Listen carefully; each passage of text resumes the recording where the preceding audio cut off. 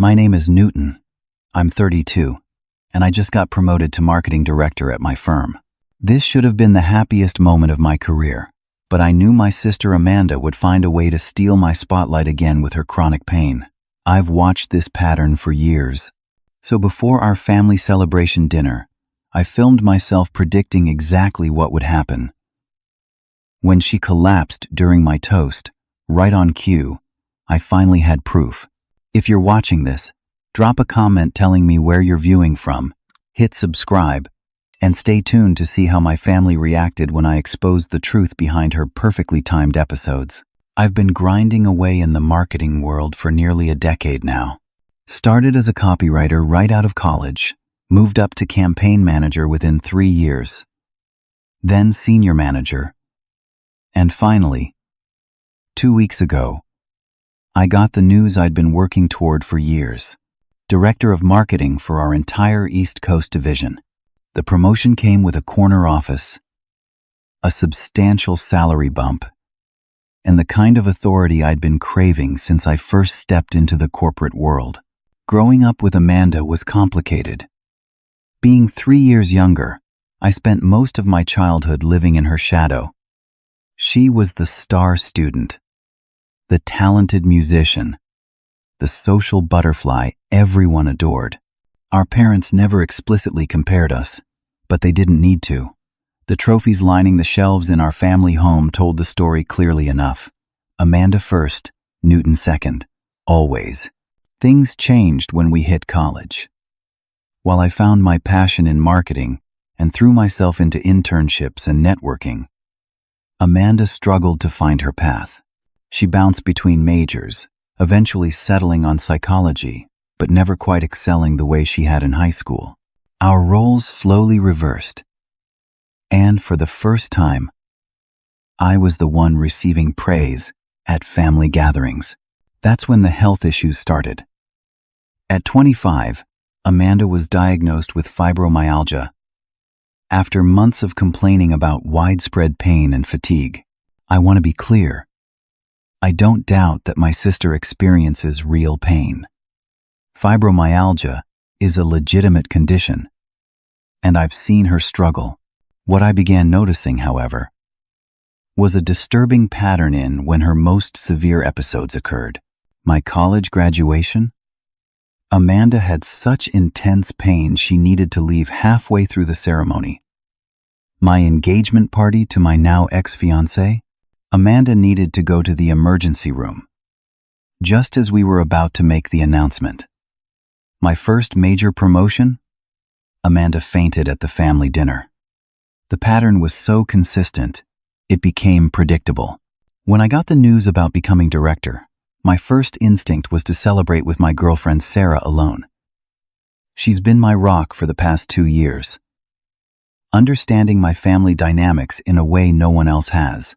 But my parents insisted on a family celebration. This is huge. Newton, we all want to be there for you, my mother said during our weekly phone call. I couldn't refuse without seeming selfish, so I agreed to a dinner at Castello's, an upscale Italian restaurant downtown. I debated whether to include Amanda. Part of me hoped that at 35, maybe she'd matured enough to let someone else have the spotlight for one evening. The other part knew exactly what would happen. After wrestling with the decision, I decided to invite her. Maybe I was wrong. Maybe this time would be different. But just in case, I had a plan. The day of the dinner, I arrived at my apartment after work and pulled out my phone. Setting it up on my bookshelf, I hit record and sat down on my couch. What I did next might seem calculating, even cruel. But after years of watching my achievements overshadowed, I needed to prove to myself and my family that I wasn't imagining things. Hey, so I'm making this video at 6:15 p.m., exactly 45 minutes before our family dinner celebrating my promotion. I said to the camera, I'm about to predict exactly what will happen tonight. Amanda will seem fine during drinks and appetizers, maybe throw in a few comments about how expensive the restaurant is, or how her dietary restrictions make eating out difficult.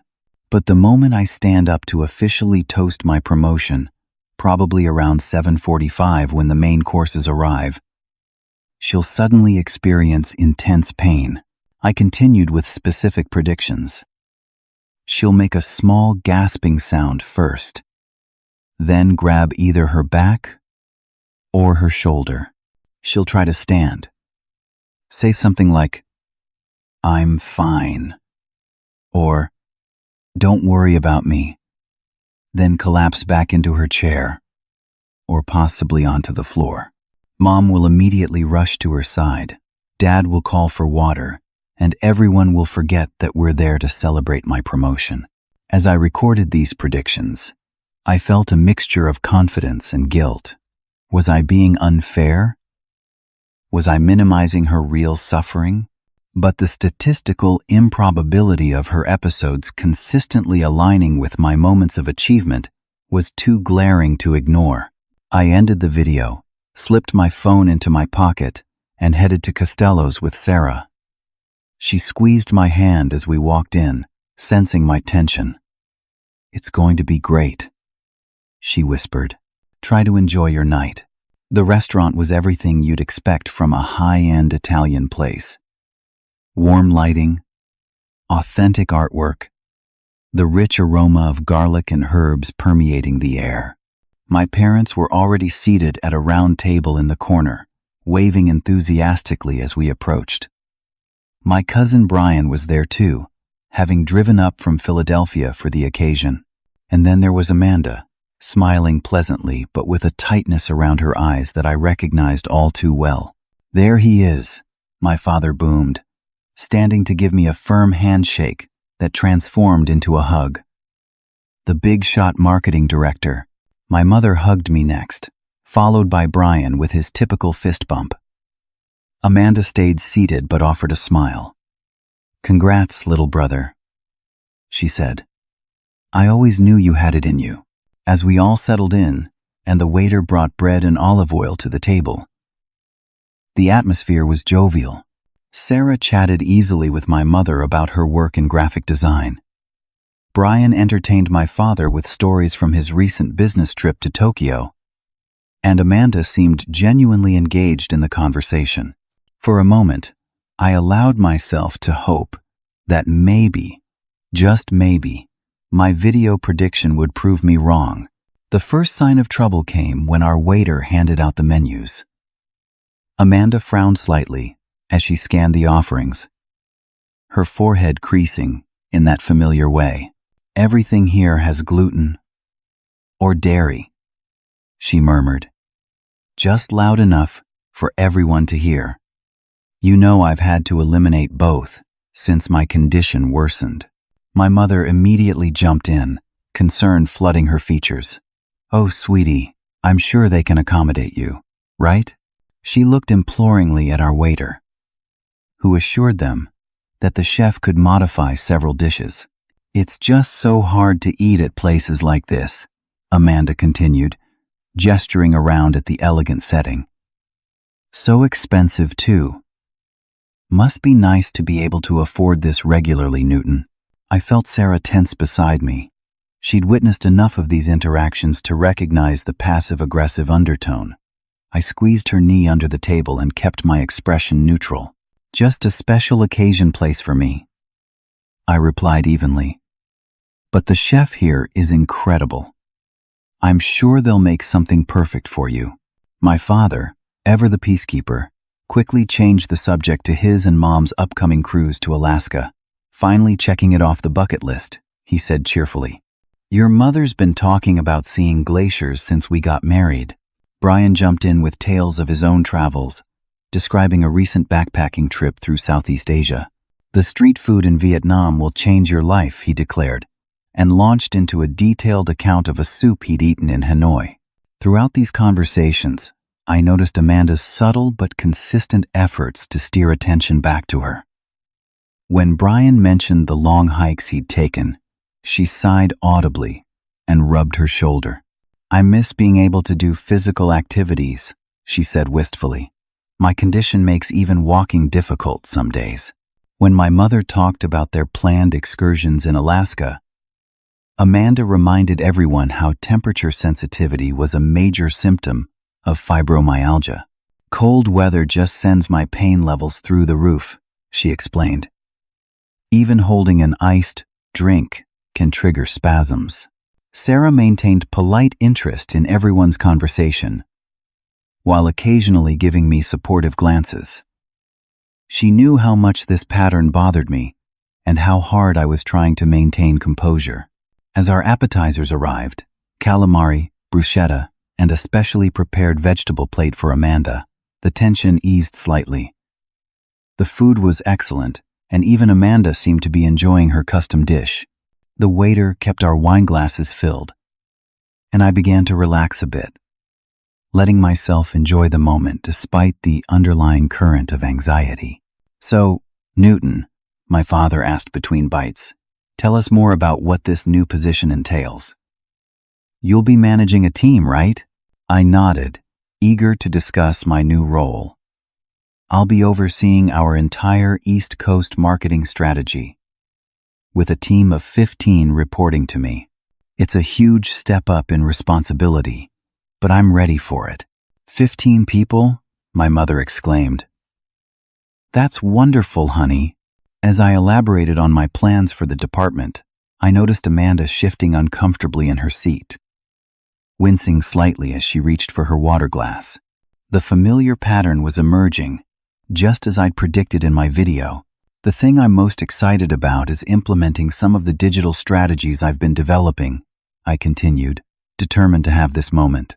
"The company's been lagging behind in social media presence, and I've got plans to revamp our entire approach."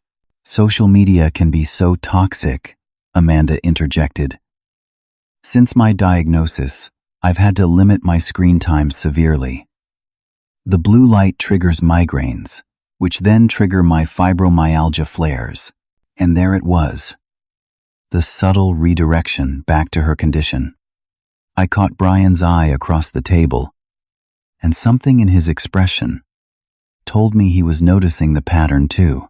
As the dinner progressed, I found myself caught in a whirlwind of conflicting emotions.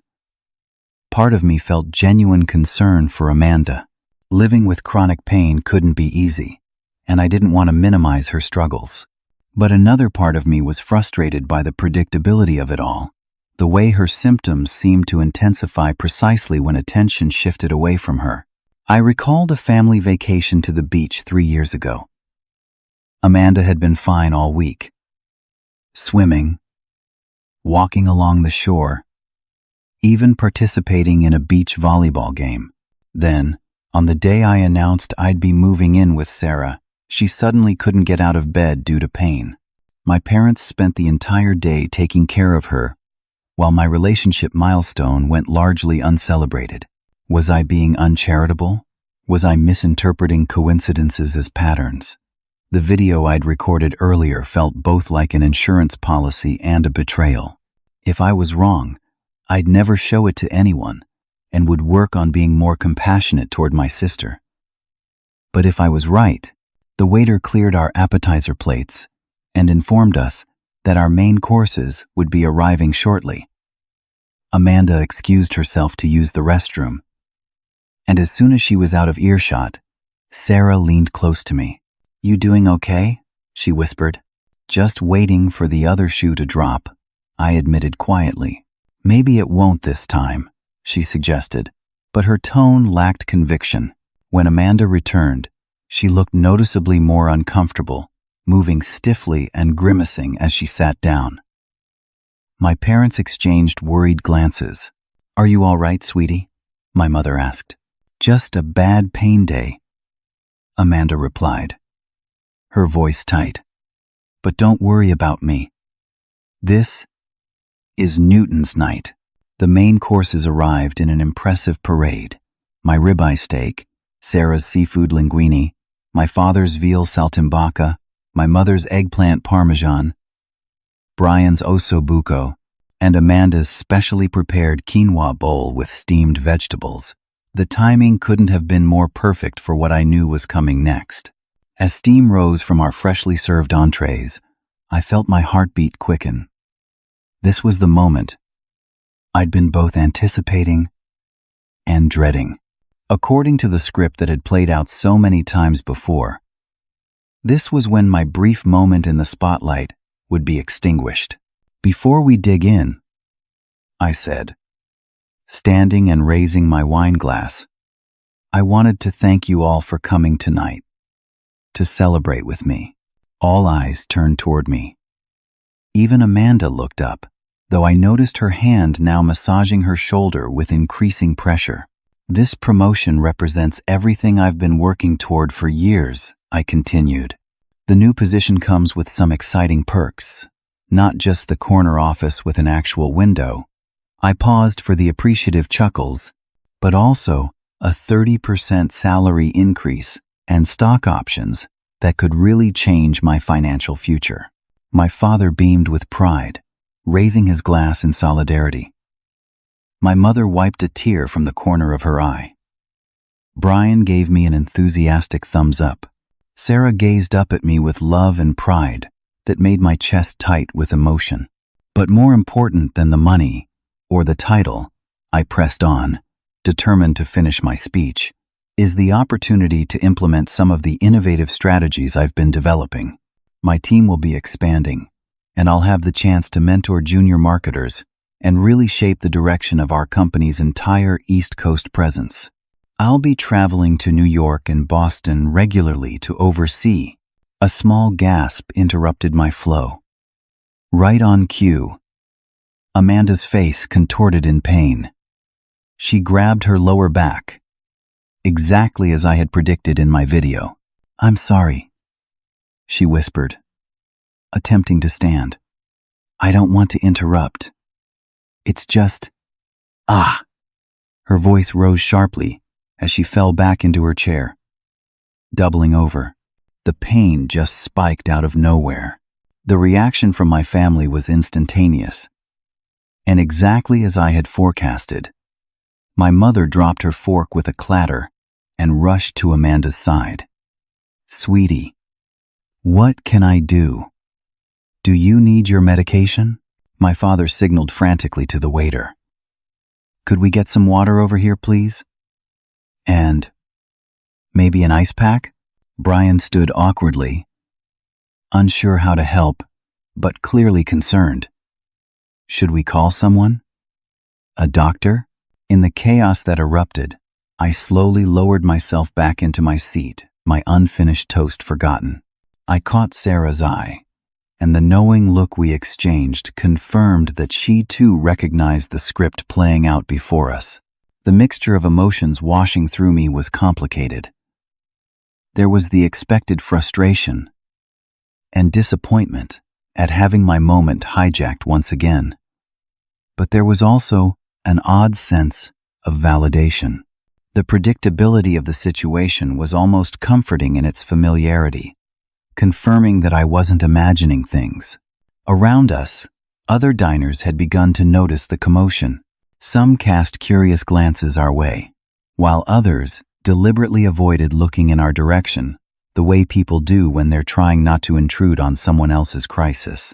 The restaurant's manager appeared at our table, speaking quietly to my father about whether they needed to call an ambulance. Amanda, through gritted teeth, insisted that wouldn't be necessary. "I just need a minute," she managed, though her face remained contorted in apparent agony. "Please, everyone go back to your meals. Don't let me ruin Newton's special night." But of course, the damage was done. My celebration dinner had transformed into another episode of The Amanda Show, as Sarah and I privately called these incidents. As my parents fussed over my sister, I felt a strange calm descend over me. This was the moment for which I had prepared. Reaching into my pocket, I felt the reassuring shape of my phone, containing the video evidence I'd recorded earlier that evening. I glanced at Sarah, who sensed my intention immediately, Her eyes widened slightly, and she gave a subtle nod. Her support, as always, gave me the courage I needed. "Everyone," I said, my voice cutting through the commotion with unexpected authority. "I need your attention for a moment." My mother looked up from where she was rubbing Amanda's back, confusion clear on her face. My father paused mid-sentence in his conversation with the manager. Even Amanda, despite her apparent distress, turned toward me with a look of surprise. "I have something I need to show all of you," I continued, pulling out my phone. "Something I recorded before coming to dinner tonight." "Newton, is this really the time?" my mother asked, her voice tinged with disapproval. "Your sister is in serious pain right now." "I know," I replied steadily. "And that's exactly why this is the perfect time. Please, just watch." Amanda's posture changed subtly. The hunched, pain-racked position eased slightly as curiosity, or was it alarm, took hold. Her eyes fixed on my phone with an intensity that didn't match someone supposedly in the midst of a debilitating pain episode. "What is this about?" my father asked, his brow furrowed. "It's about patterns," I answered, pulling up the video. As I prepared to press play, I knew there would be no going back. This moment would permanently alter our family dynamic, for better or worse. But after years of watching my achievements be overshadowed by convenient crises, I was ready to face whatever consequences might come.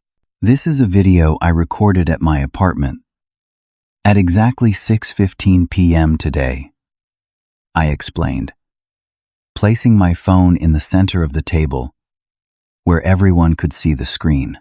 "That's about 45 minutes before our reservation time." I pressed play, and my recorded self appeared on screen, sitting on my living room couch. The timestamp in the corner confirmed the time I'd stated. "Hey, so I'm making this video at 6:15 p.m., exactly 45 minutes before our family dinner celebrating my promotion," my recorded self said. "I'm about to predict exactly what will happen tonight." Around the table, expressions ranged from confused to concerned. Amanda, I noticed, had suddenly grown very still, the dramatic wincing and shifting momentarily forgotten. The video continued. "Amanda will seem fine during drinks and appetizers. Maybe throw in a few comments about how expensive the restaurant is or how her dietary restrictions make eating out difficult." My mother gasped softly. These were almost the exact words Amanda had used earlier. But the moment I stand up to officially toast my promotion, probably around 7:45 when the main courses arrive, she'll suddenly experience intense pain. I glanced at my watch. It was 7:47 p.m. She'll make a small gasping sound first, then grab either her back or her shoulder. On screen, I mimicked the gesture that Amanda had indeed made just minutes ago, clutching her lower back. She'll try to stand, say something like, "I'm fine," or "Don't worry about me," then collapse back into her chair, or possibly onto the floor. Mom will immediately rush to her side. Dad will call for water, and everyone will forget that we're there to celebrate my promotion. The video ended, and a heavy silence fell over our table. The ambient restaurant noise, clinking glasses, murmured conversations, soft music seemed suddenly distant, as though our family had been encased in a soundproof bubble. I slipped my phone back into my pocket and looked around at the stunned faces of my family members. Sarah's hand found mine under the table, offering silent support. Amanda was the first to break the silence, her face transforming from shock to outrage in an instant.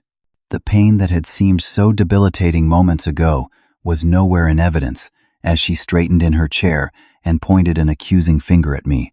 "How dare you?" she hissed, her voice low but vibrating with fury. "How dare you make a mockery of my suffering? Do you have any idea what it's like to live with chronic pain?" To never know when your own body will betray you? My mother's expression hardened as she turned to me. Newton, I'm shocked.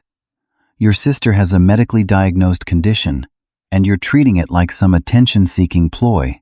I raised you better than this. But to my surprise, my father remained silent, his gaze thoughtful as he looked back and forth between Amanda and me. Brian, too, seemed to be processing what he'd just witnessed, his usual jovial expression replaced by something more contemplative.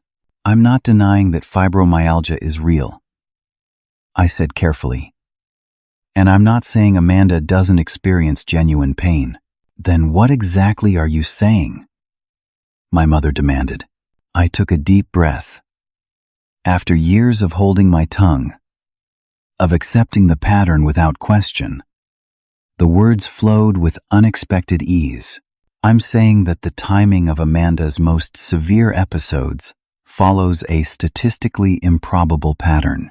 They consistently coincide with moments when I'm achieving something significant or receiving positive attention. I turned directly to Amanda.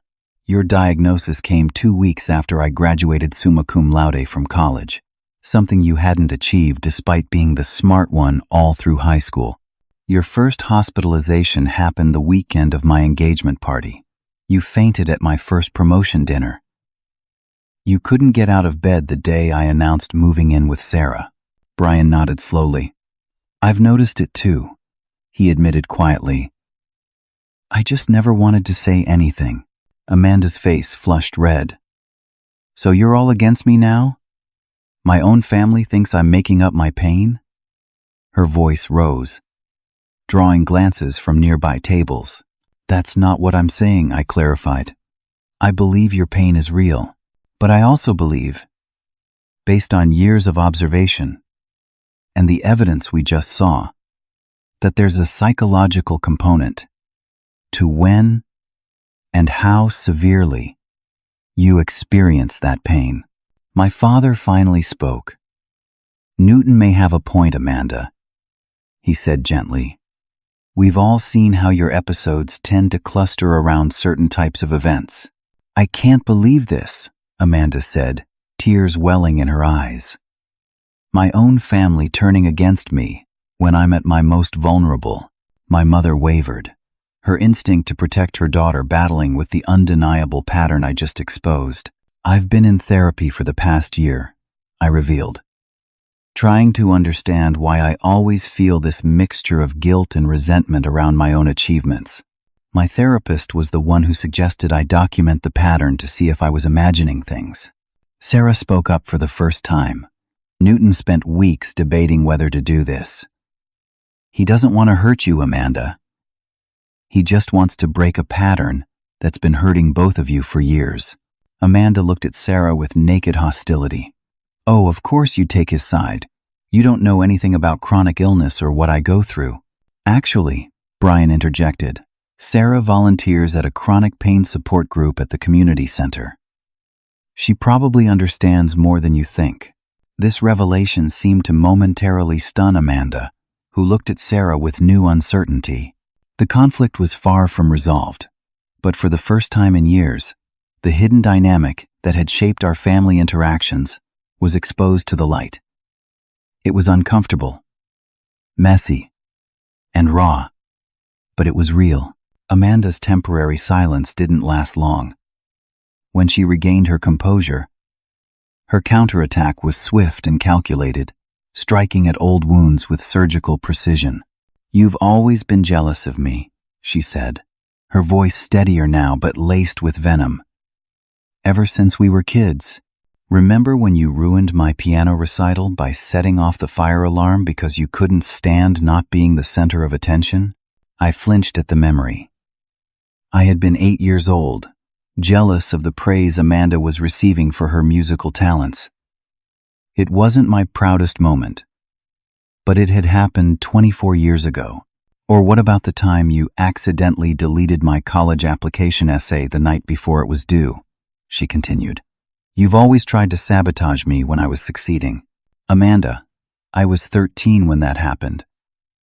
And it was genuinely an accident, I replied. working to keep my voice level. I apologized 100 times and stayed up all night helping you rewrite it. She ignored this, turning to our parents. And now that I'm sick, and he's doing well in his career, he can't even show a shred of compassion. Instead, he plans this ambush to humiliate me in public. My mother looked torn, her protective instincts clearly warring with the evidence she'd just witnessed. My father maintained his thoughtful silence, watching the exchange with an uncharacteristically analytical expression. This isn't about humiliation, I said, maintaining my composure, despite the emotional turmoil inside me. And it's not about denying that you have fibromyalgia. The medical research is clear that stress and psychological factors can trigger flare-ups in people with chronic pain conditions. I reached for my water glass, taking a moment to gather my thoughts before continuing. What I'm suggesting is that there might be a subconscious connection between your pain flares and situations where attention is directed away from you. It's not something you're doing deliberately, but it's a pattern that's affecting both of us and our entire family dynamic. Brian nodded. I've read about this too. Psychosomatic responses are real. They don't mean the pain isn't real, just that there's a strong mind-body connection. Amanda turned on him next. So you're a medical expert now, Brian? Going to diagnose me based on some articles you read online? No one's diagnosing you, I interjected. But consider the statistical probability. If your pain flares were random, they'd occur during all sorts of events. Happy, sad, ordinary days, special occasions. But they don't. They consistently peak during moments of my achievement. My father cleared his throat. He's right, Amanda, he said quietly. Your mother and I have noticed it too. We just never, we never wanted to upset you by bringing it up. This admission from my father seemed to hit Amanda harder than anything else. Her eyes widened in betrayal as she stared at him. Dad? You too? We love you, sweetheart. He continued gently. And we know you're in pain. But we've also seen how we might have enabled certain patterns over the years. My mother finally spoke up, her voice hesitant. Remember Dr. Levine? The pain specialist you saw last year? She suggested cognitive behavioral therapy might help with managing your fibromyalgia. She mentioned that emotional triggers could be exacerbating your symptoms. Amanda's defenses visibly crumbled for a moment, raw vulnerability flashing across her face before the anger returned, stronger than before. So, this is what it's come to? A family conspiracy against me? All of you thinking I'm some attention-seeking fraud. That's not what anyone is saying. Sarah interjected softly. From what I've learned at the support group, many people with chronic conditions struggle with the complex relationship between emotional state and physical symptoms. Acknowledging that connection doesn't invalidate your pain.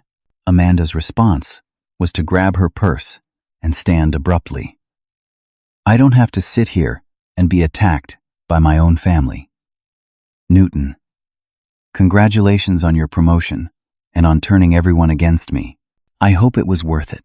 As she turned to leave, I made a decision that surprised even me.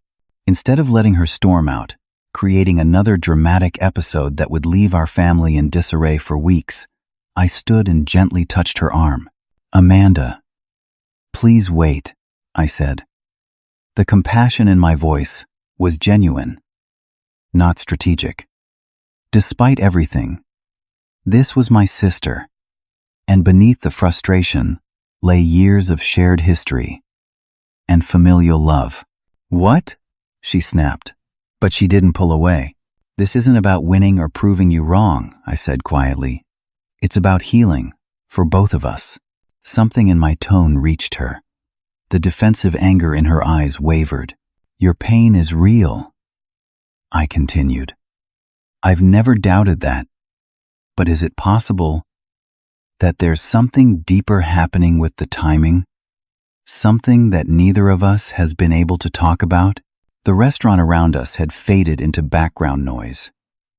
In that moment, it was just brother and sister, facing a truth that had been buried beneath years of resentment and unspoken tension. "What do you want from me?" she asked, her voice smaller now. "I want us to break this cycle," I replied honestly. "I want to be able to celebrate achievements without dreading how they'll affect you. And I want you to find better ways to manage your pain that don't depend on crisis moments." My father stood, joining us. "What if we all agreed to try family therapy?" he suggested. "Not because anyone's wrong or broken, but because we clearly have patterns that aren't serving any of us well." Amanda's eyes filled with tears, but these seemed different from the manipulative ones I'd seen so many times before. "You really think I'm doing this on purpose, don't you?" she whispered. "No," I said firmly. "Not consciously. But our subconscious minds are powerful, Amanda. They find ways to meet our needs, even when those methods end up hurting us in the long run." For a long moment, she stood frozen between staying and leaving. The rest of us held our breath, aware that this was a pivotal moment that would determine the future of our family relationships. Finally, she slowly sat back down, the fight draining from her posture. "I don't know what to think right now," she admitted, her voice barely audible. "I feel attacked, but also confused." It wasn't acceptance, but it wasn't denial either. It was an opening, small but significant.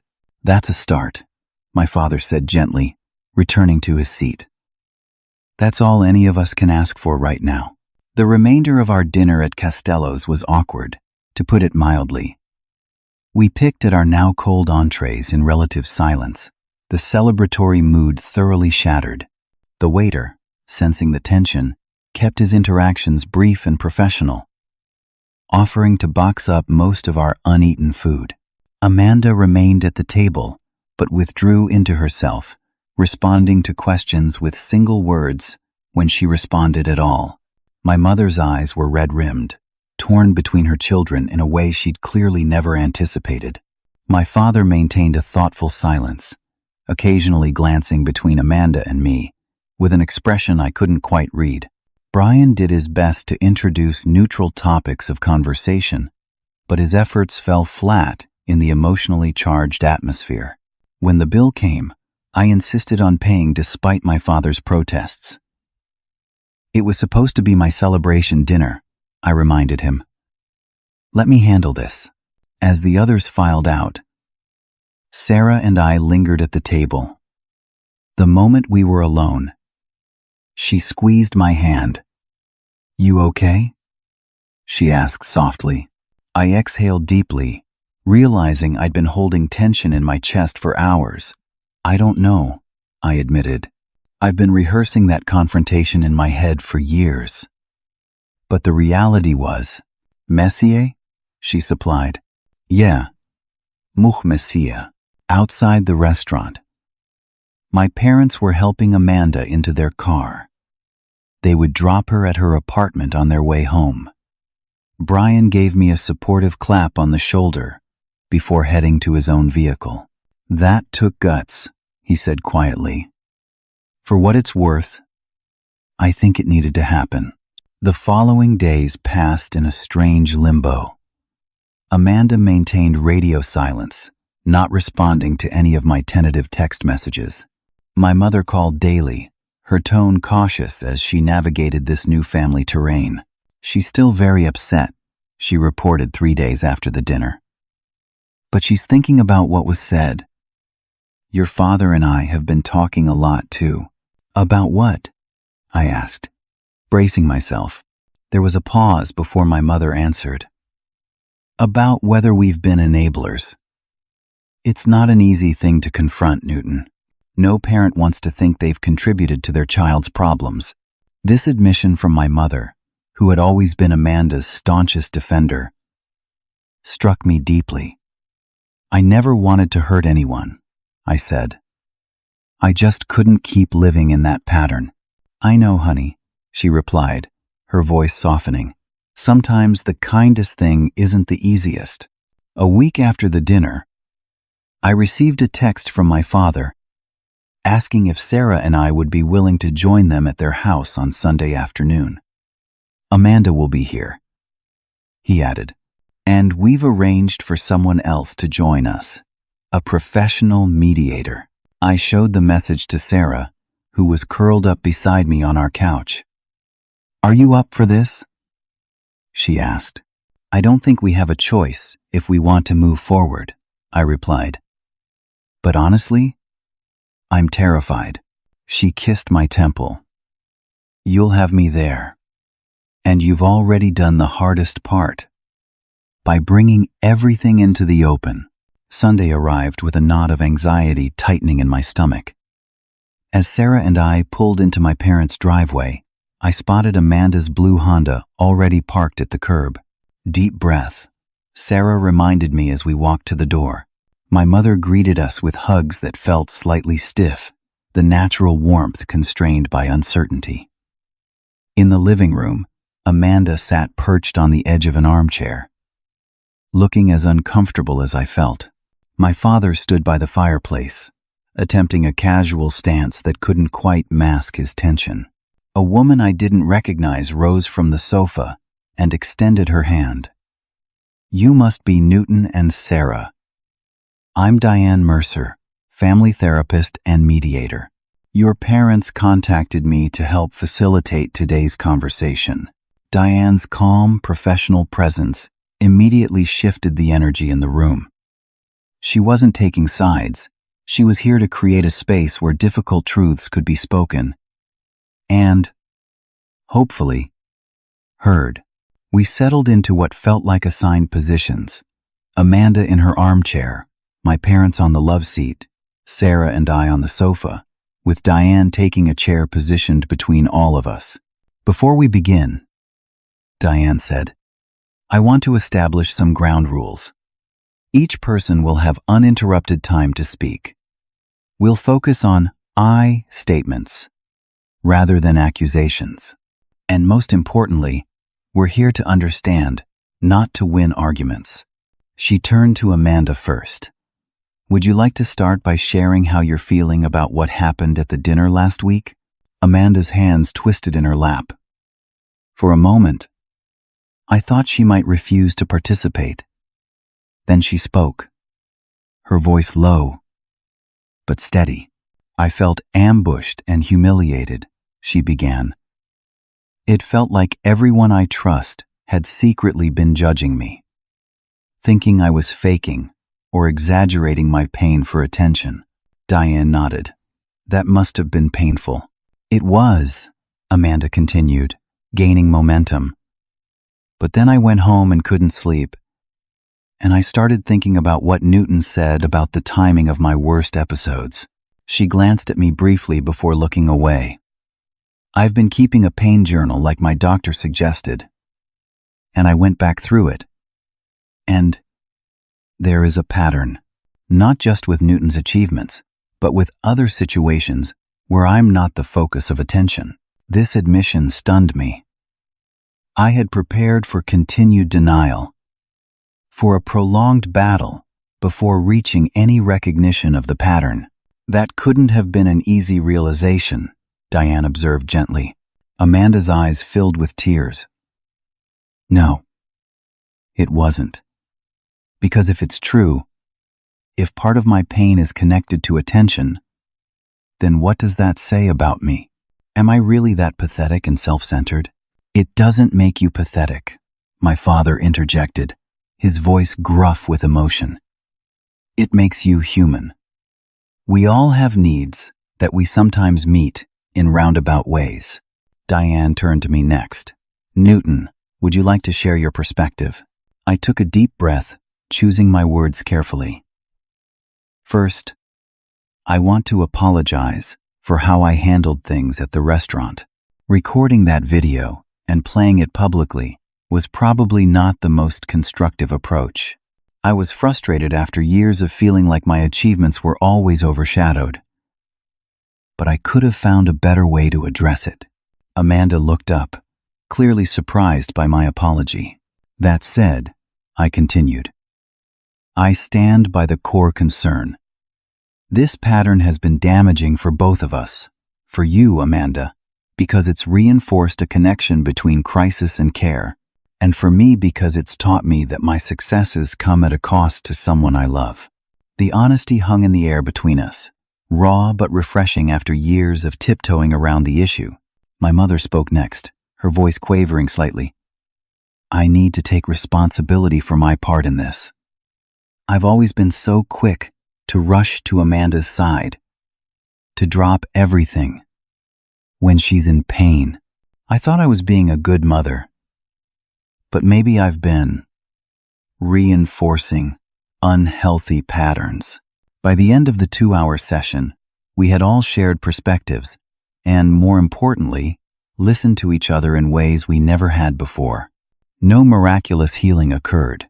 Family dynamics built over decades don't transform in a single afternoon. But we had taken the first tentative steps towards something healthier. As we were preparing to leave, Amanda approached me in the hallway. I'm still processing everything, she said quietly, and I'm still angry about how you chose to address it. But you weren't entirely wrong. Coming from Amanda, this was monumental. I nodded, not pushing for more. We've got time to figure this out, I said. One step at a time. 3 months passed, bringing changes both subtle and significant to our family dynamic.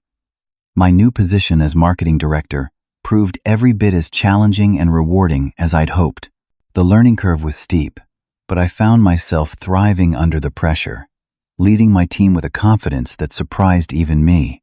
Amanda, true to her word that day in our parents' hallway, had begun addressing the complex relationship between her emotional state and her physical symptoms.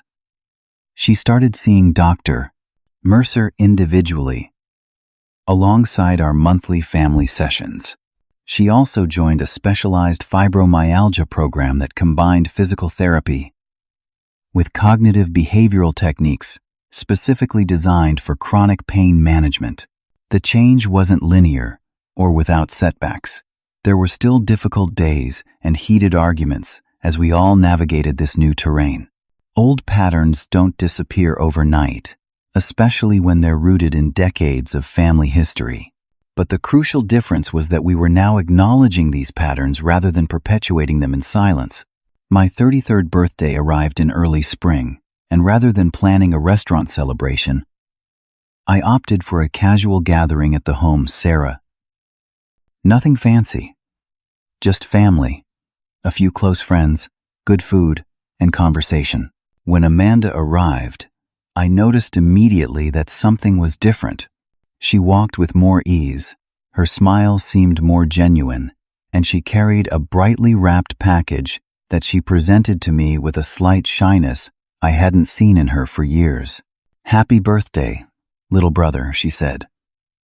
"Open it now if you want." Inside was a framed photograph I hadn't seen in years. Amanda and me as children, maybe 8 and 11, laughing hysterically as we built a ridiculously lopsided snowman in our parents' backyard. Before the competition, before the resentment, when we were just siblings who enjoyed each other's company. "Mom found it when she was cleaning out the attic," Amanda explained. "I remembered how much fun we had that day. You insisted the snowman needed to be cross-eyed, and I thought it should have a carrot nose sticking out of its cheek instead of the middle of its face." The memory made me laugh. We were weird kids. The weirdest, she agreed. And for a moment, it felt like a bridge had been rebuilt between us. Not the same as the original, but functional nonetheless. As the evening progressed, I watched Amanda navigate the social gathering with new awareness. At one point, when the conversation turned to my recent successful campaign at work and everyone was congratulating me. I saw her tense slightly. The old pattern threatened to emerge. Her hand moved toward her shoulder, her expression beginning to tighten. But then something remarkable happened. She caught herself, took a deliberate deep breath, and remained present. Later, I overheard her telling my friend Marcus about a photography course she'd started taking. Her face animated as she described her projects. She was finding her own sources of fulfillment and attention, constructive ones that didn't depend on crisis or sympathy. It wasn't perfect. Toward the end of the evening, she did experience what appeared to be genuine pain, wincing as she reached for her glass. But instead of it becoming a dramatic centerpiece of the gathering, she quietly told our mother she was having a pain spike and stepped into the guest room for 15 minutes, returning with a calm explanation that she'd taken her medication and done some breathing exercises. The difference was subtle, but profound. The pain was acknowledged without becoming a spectacle. No one's experience was diminished to accommodate it. As guests began to leave, Amanda approached me on the patio where I was gathering empty plates. "Good party," she said. "I'm happy for you, Newton. Your new job, your life with Sarah. You've built something good." "Thanks," I replied, genuinely touched. "And you? How are you doing, really?" She considered the question seriously. "It's complicated. Learning to separate my actual pain from my emotional responses has been eye-opening, sometimes terrifying. I spent so long blending them together that untangling them is like trying to separate two colors of paint after they've mixed." Her honesty moved me. "But it's worth it?" "Most days," she admitted. "Some days I'm angry at myself, at the situation, sometimes still at you for calling me out so publicly. But overall, yes, it's worth it. I'm starting to have more good days than bad ones." After she left, Sarah found me still on the patio, staring at the night sky. "Penny, for your thoughts?" she asked, slipping her arm around my waist. "I was just thinking about courage," I replied. "Not the dramatic kind they show in movies, but the quiet kind it takes to face uncomfortable truths about yourself." She nodded. "Amanda's shown a lot of that." "We all have," I said. "My parents acknowledging their enabling patterns. Me confronting years of resentment instead of just swallowing it. You supporting all of us through the mess. In the months since that fateful dinner at Costello's, I'd learned profound lessons about family dynamics that no self-help book could have adequately prepared me for. I'd learned that compassion doesn't mean enabling destructive patterns, and that sometimes the most loving thing you can do is speak an uncomfortable truth. I'd learned that healing isn't a destination, but a process, with progress measured not in grand gestures, but in small moments of greater awareness and better choices. Perhaps most importantly, I'd learned that breaking unhealthy family patterns requires everyone's participation. It wasn't just about Amanda recognizing her attention-seeking behaviors, but also about my parents acknowledging their enabling tendencies, and me addressing my own resentment and communication failures. None of us were villains in this story. We were just people who had fallen into dysfunctional patterns that served short-term emotional needs while creating long-term damage. As Sarah and I cleaned up the last of the birthday celebration, I felt a sense of peace that had been absent for most of my adult life. The journey wasn't over. There would still be difficult moments and setbacks, but we had broken the silence that had allowed these patterns to persist for so long. Real strength, I realized, isn't found in maintaining a facade of perfection or avoiding uncomfortable conversations. It comes from the vulnerability of honest communication and the courage to face painful truths both about ourselves and those we love. The next time you find yourself caught in a repeating pattern with someone in your life, I hope you'll remember my story. Sometimes the most compassionate thing isn't to keep the peace at all costs, but to lovingly disrupt patterns that are hurting everyone involved. Have you ever had to confront an uncomfortable truth in your family? How did you handle it? Drop a comment below, sharing your experience.